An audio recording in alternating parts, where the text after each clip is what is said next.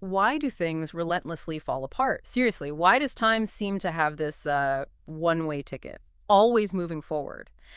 In this mind-bending deep dive, we're going to explore entropy. And not just as some, simple measure of disorder. We're talking about a fundamental force shaping everything. From the cooling of your morning coffee, right up to the ultimate fate of stars. Welcome to another deep dive. Today we're tackling a concept absolutely central to thermodynamics and really the very fabric of the universe. It's often misunderstood, but once you grasp it, I promise you'll start seeing its fingerprints everywhere. We're going deep into entropy and its role as the universe's inherent drift. Indeed. Entropy, yeah, it's one of those words that gets thrown around a lot, doesn't it? Often just casually linked to disorder or randomness. Right. But as we unpack it today, you'll discover it's far more profound than that. It's really about the universe's intrinsic tendency toward a particular state. And it offers some pretty surprising insights into why things change the way they do. Okay, let's unpack this then. Our mission today is to truly understand this concept. Its surprising historical origins, its core meaning, and its incredible reach across not just physics, but chemistry, biology, information theory, even economics. We want to give you those aha moments, the kind that make you look at the world a little differently. So when most of us first encounter entropy, we immediately think of like that shattered glass on the floor maybe, or a perfectly neat room just descending into chaos. It feels intuitive. More mess, more disorder, higher entropy. Right. That's certainly the intuitive starting point, yeah, and it's not entirely wrong. But the formal concept, coined by the German physicist Rudolf Clusius back in 1865, had a slightly different flavor. He derived entropy from the Greek word tropy, which means transformation. He actually saw it as transformation content. And he deliberately chose entropy to parallel energy because he recognized they had this similar fundamental significance in how systems change. Huh. That's fascinating. So Clausius calls it transformation, but somehow we've landed on disorder as the common understanding. How did that conceptual leap happen? What was the key insight? Well, that shift in understanding came largely from the Austrian physicist Ludwig Boltzmann back in the 1870s. Boltzmann gave us the crucial statistical basis. Instead of just transformation, he connected entropy to the sheer number of ways you can arrange the tiny microscopic particles, atoms and molecules within a system, while still observing the same overall macroscopic state. Okay. Think of it like this. Imagine you have a perfectly constructed Lego castle. There's really only one way all those bricks are arranged to form that specific castle. That's low entropy, very ordered. But if you knock it over and all those bricks scatter on the floor, well, there are millions of different ways they can be scattered, even though they're still just Lego bricks. Each of those scattered arrangements is a microstate. The more microstates a system can have, the higher its entropy. This was revolutionary because it connected the big picture behavior we see, like melting ice, with the statistical behavior of countless individual particles. Got it. So if entropy is about the number of ways things can be arranged, and the universe seems to favor more arrangements, what does this mean for the universe on a grand scale? What's the fundamental rule here? It leads us directly to the bedrock of thermodynamics, the second law. This law basically states that for an isolated system, and that means a system completely cut off, no energy or matter, in or out, its total entropy can never decrease. It will either stay the same or, more typically in spontaneous processes, it will increase. It only goes up, essentially. In isolation, yes. This explains why certain processes are inherently irreversible. Your shattered glass won't spontaneously reassemble itself because that would mean moving from a state of many, many possible arrangements, high entropy, to one specific ordered arrangement, low entropy, without any outside help. The universe just doesn't work that way on its own. It tends towards the states with more possibilities. And we see this principle playing out everywhere in our daily lives, don't we? Even if we don't always think of it as entropy. You mentioned coffee cooling, ice melting. These aren't just random things happening. They're direct, unavoidable manifestations of entropy in action. Precisely. Let's take that example of ice melting in a warm room again. The thermal energy from the warmer air naturally spreads out or disperses into the cooler ice and water system. Now, the room itself might lose a tiny bit of its own entropy as it cools slightly, sure. But the increase in entropy of the ice and water system as it warms up and melts is much, much greater. So the net result for the combined system, the room plus the outwater together, considered as isolated, is always an increase in total entropy. Temperature differences naturally equalize. This dispersal of energy, that's truly a more accurate, maybe less ambiguous way to understand entropy than just disorder. It's about energy spreading out, becoming less concentrated. less available to do useful work. Okay, that dispersal idea makes a lot of sense. And this inherent direction of entropy, this constant spreading out, that leads us to a really profound concept, the arrow of time. Yeah, what's truly remarkable here is that entropy is, as far as we know, the only quantity in all of physical sciences that seems to dictate a particular direction for time's progress. Really, the only one. Think about it. Most fundamental physical laws are time reversible. If you watch a video of a perfectly elastic ball bouncing, you can run it backwards, and the physics still looks perfectly fine, obeys the laws. But watch a video of, say, an egg falling and splattering, and then try running that backwards. See the splattered egg spontaneously reassemble into a perfect whole egg and fly back up. Doesn't happen. Exactly. It just looks wrong. That's the second law in action. As time moves forward, the total entropy of large isolated systems tends to increase. It effectively acts as a kind of cosmic clock, marking the direction of time. This relentless increase in total entropy corresponds to irreversible changes, and fundamentally limits how much useful work a system can perform. It's also why perpetual motion machines are impossible. So all those incredible free energy inventions we sometimes hear about online, they're essentially trying to fight the universe's most fundamental speed limit, aren't they? It's like an unwinnable battle. It really is. The second law is an absolute barrier to such devices. You can't get work out for nothing. You always pay an entropy cost somewhere. And it also directly ties into how we think about the quality or the usefulness of energy. Well, if we connect this to the bigger picture, lower entropy in a thermal context, it really is a measure of how effective or useful a particular quantity of energy is. Energy available at a higher temperature, which has lower entropy, meaning it's more concentrated, more ordered, is generally far more useful for doing work than the same amount of energy spread out at a lower temperature. Higher entropy energy. Like steam versus lukewarm water. Exactly. When you mix hot and cold water, you haven't lost any total energy. The energy is conserved. But you've definitely lost the ability to do useful work with that temperature difference. That mixing leads to an overall increase in entropy. It represents a loss of useful available energy that you just can't get back without putting more energy in. This gradual universal loss of useful energy is what gives rise to that rather bleak theoretical end state, the heat death of the universe. Where everything just kind of evens out. Yeah, where all energy becomes so uniformly, homogeneously distributed that no temperature differences remain, and therefore no more work can ever be done. Everything is at the same temperature, maximum entropy. A very, very quiet universe. Okay, so entropy is absolutely fundamental to physics, thermodynamics, but the fascinating part, as you mentioned, is just how widely applicable this concept turns out to be. It truly reaches far beyond the physics lab. Where else do we see this concept really making an impact? Oh, absolutely. The true beauty of entropy is its incredible versatility. It pops up in the most surprising places. Take chemistry, for instance. Entropy is absolutely central to chemical thermodynamics. It lets us quantify changes and, crucially, predict the spontaneity of chemical reactions. Will this reaction happen on its own, or do we need to force it? How does it do that? Chemists use something called the Gibbs free energy equation. You can sort of think of it as the universe's decision maker for chemical reactions. It basically weighs two things against each other. The change in energy, like heat given off or absorbed, that's enthalpy, and the change in disorder or dispersal, that's entropy. Temperature plays a role too. If the balance tips in a certain way, the reaction just goes spontaneously. It's why ice melts above freezing, the entropy increase wins out.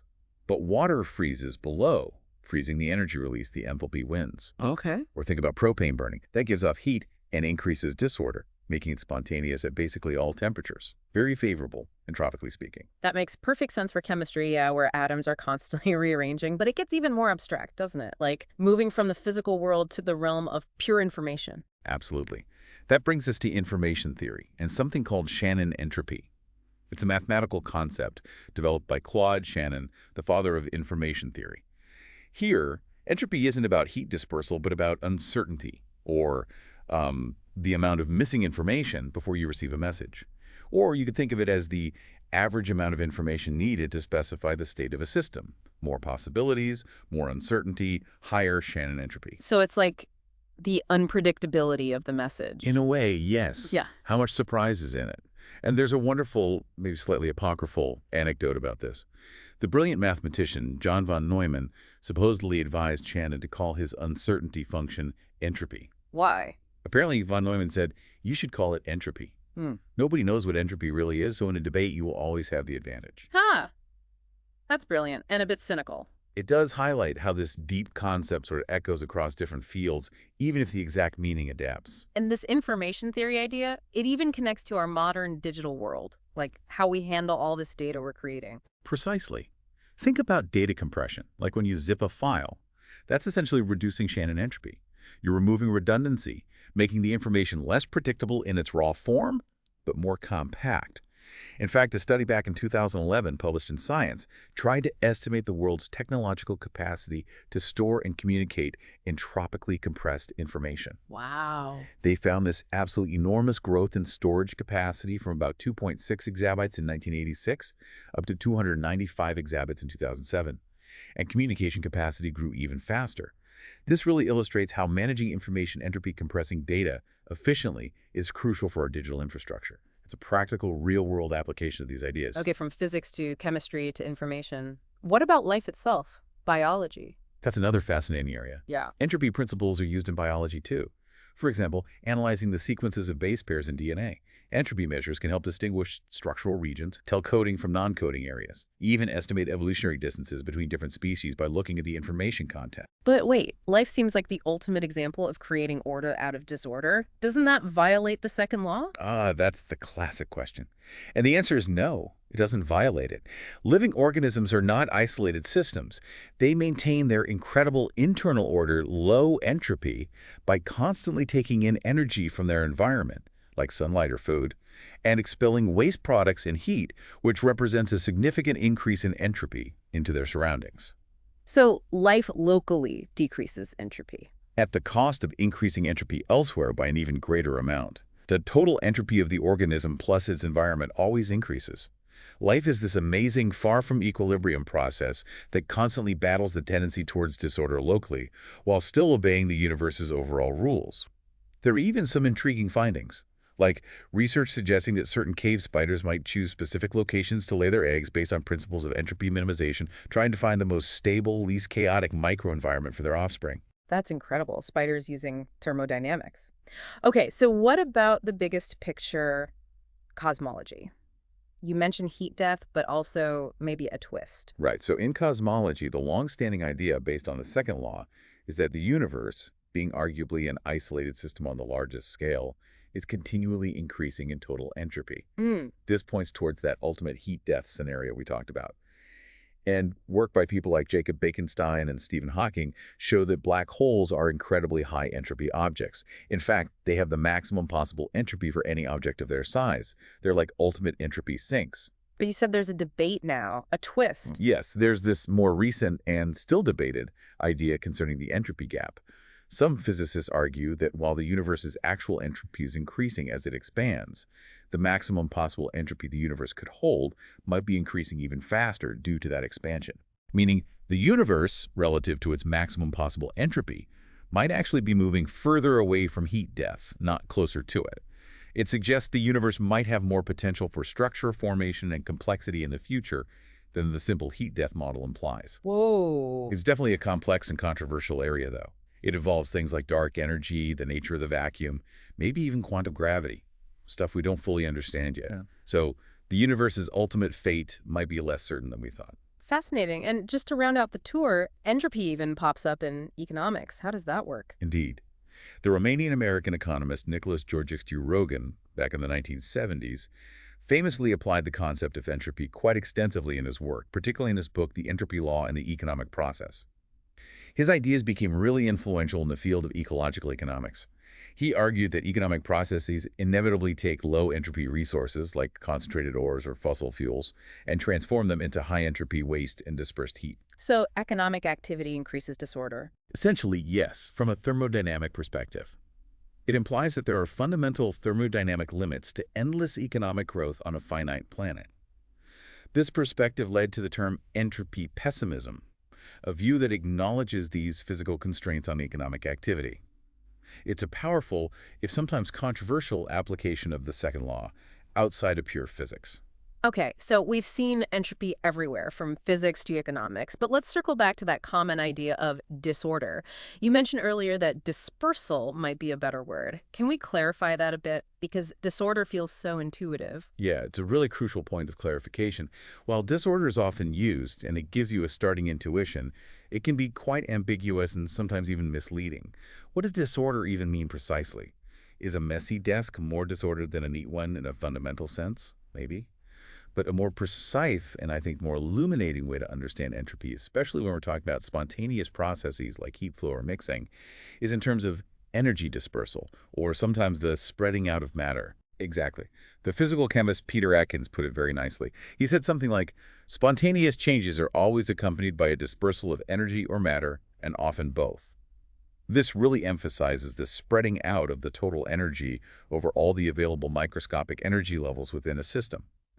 When energy spreads out like this, it leads to a loss of those useful differentials like temperature differences or pressure differences or concentration gradients that you need to actually do work. So even if the total energy stays the same. Right, energy is conserved, first law, but its quality, its availability to perform work, diminishes as it disperses and entropy increases. That's the real core idea behind the second law and spontaneous change. Less concentrated, more spread out, higher entropy, less useful. Okay, that helps. And just to hammer this home, because this trips people up, Yeah. when we use an air conditioner, we are cooling the room, reducing the entropy in the room, right? So entropy can decrease locally. Absolutely. That's a perfect example to illustrate the key distinction. Yes, the entropy of a specific system, like the air inside your room, can definitely decrease. You run the AC, the air gets cooler, the molecules move a bit slower, maybe slightly more ordered in terms of energy distribution. You've locally decreased entropy. But we're not breaking the universe's rules. Exactly. Yeah. Because the second law applies to the total entropy of the system plus its surroundings. Your air conditioner is a machine doing work. It takes heat from inside your cool room and pumps it outside into the already warmer outside air. Plus, the AC itself generates waste heat from its motor and components. So the increase in entropy of the outside environment due to that dump heat, plus the heat from the AC's operation, is always greater than the decrease in entropy inside your room. Ah, okay. The net effect is still positive entropy overall. Precisely. The overall net result for the combined system room plus AC plus outside world is always an increase in total entropy.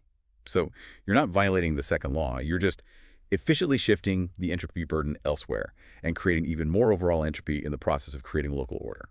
What a journey we've been on. Seriously, from the fundamental laws dictating how your coffee cools, right up to the potential fate of the entire universe. And touching on information, chemistry, biology, even the economic system, and bizarrely, cave spiders.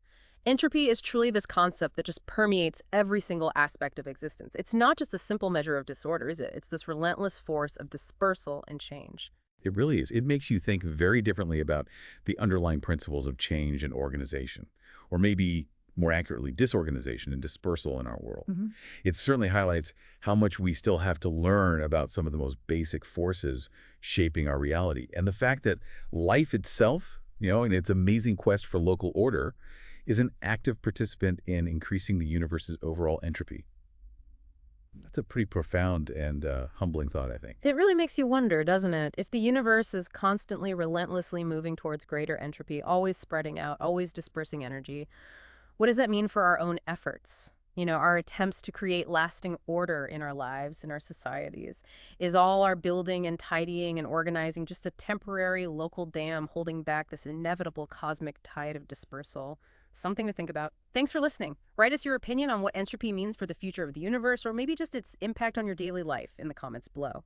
We'd love to hear your thoughts. Subscribe to the channel to help more listeners reach our episodes. Thank you, and have an amazing day.